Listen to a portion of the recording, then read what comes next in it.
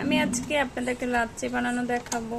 একটু পানি নিয়ে নিয়েছি, আড়ঙের একটা টক দই কিনে নিয়েছি।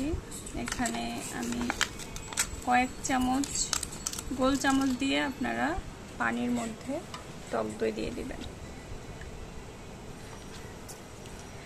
একদম রেস্টুরেন্টের স্বাদে বাসায় বানিয়ে ফেলতে পারবেন লাচ্ছি, তাও আবার খুবই সহজ পদ্ধতিতে।